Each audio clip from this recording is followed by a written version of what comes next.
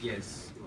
Hey everybody, so here's this little project. We had just studied the essential forms. You're going to have to help me. I can't remember what any of them are. So all those forms we just drew, there's that round one I like to call the sphere. Very good.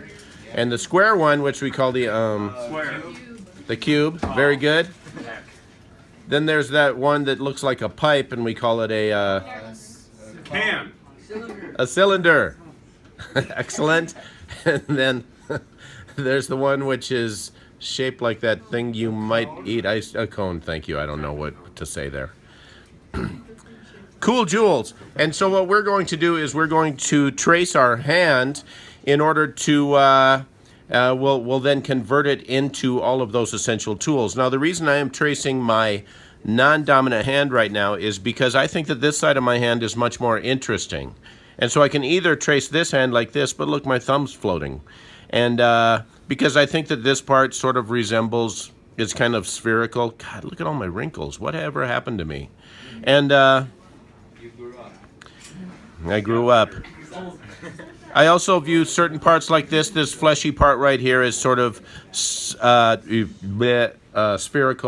You know, and so basically the idea is that we get to be really creative with how we do this. We can, you know, create spheres for these, or everything can be cylinders and cones.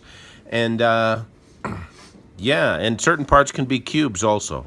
Now, there's ways that we can bend cubes. Just let me try to explain. Let me try to demonstrate. I'm going to trace my non-dominant hand just so that I can turn it over, because I think that it's kind of symmetrical with my other one.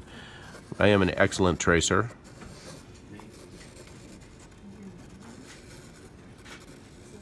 Cool. Here's what I'm going to do instead of doing a turkey. This may become a turkey later, but if it is, it's going to be like a mechanical turkey. It's going to be so cool. It's going to be the best turkey.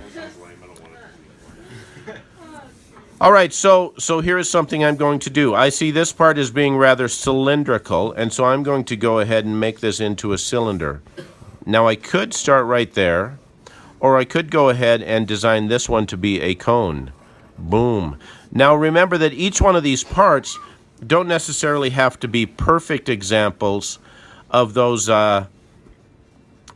shapes, those essential forms which we just drew or rendered. For instance, I don't have to have a perfect sphere here. I could have something that's shaped maybe a little bit more like a lima bean. Lima beans are horrible. So what I can do with this, I can still shade this in the same way that I would shade my sphere. So the whole thing will have to sort of figure out which direction we want the light to come from. And for the most part, I'm just going to imagine it's coming from over here. So, and then I can also have certain parts overlapping this. What if I decided to have this cylinder, or no, you know what, I'm going to have, what's that going to be? I don't know. I think I want to make this kind of a sphere also. Splorch. It's another lima bean. And then I'm going to attach a cylinder to that. So remember that our cylinders can be sort of, well, one side is going to have a little bit more, oh, I wish that was zoomed in for you. One side is going to have a little bit more shadow than the other, but then I'm still hoping that we can get in and do sort of softer things. I still have left a little bit off right here. If I had an eraser, I could lift that a little bit, and then we can cause these to be, you know, to have reflected light, like we talked about on those other ones. So I might be able to put a drop shadow back here. What the? Because I think it's so cool when we can change our lines into edges. Know what I mean, jelly beans? Also remember this. Why can't a cone have curved edges? I'm going to tell you why not. Well, they can. So you don't have to worry about it. They can have curved edges. And so once again, I'm imagining the light coming from one direction, so I'm applying a little bit more right there. I'm going to soften the shadow, Might be a little bit more difficult for you guys to see there, but you'll do it. I can use the heck out of those erasers. I thought erasers were evil. I can do what? I thought erasers were evil. Erasers are evil for correcting our mistakes, but for using as drawing tools, I think that they'll be okay. And one thing you don't know about me, I'm a hypocrite. As soon as I make a rule, I break it.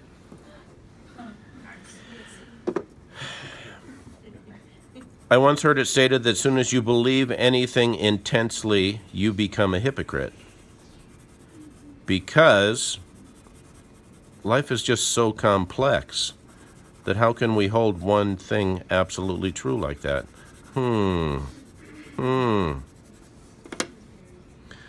For instance, I'm a First Amendment absolutist. Do you guys know what the First Amendment is? The right to hold arms. Freedom of speech. Come on, people. What school do you go to? This one. America. America. So that's freedom of speech, and I absolutely believe in freedom of speech. I believe that that should be an absolute right, except you guys don't get to have it in here. No way. We have no rights in here. No rights. We can't bear arms in here. The United States Americans outside that door. This is Horan land in here. So we can't have bear arms. I can have bare The pipes. First Amendment is the right to drink alcohol, you silly son of a gun. The right to bear pipes with all tattoos, with sleeves. Right to tattoos, that's what that's about. This is wrong. I'm trying to change. Woo! Well, that looks delicious. All right. Does this make sense to you guys? I mean, a little. That looks like I would encourage you to continue. If you desire, you can add some other features. For instance, what if I decided that I was going to eventually add a little,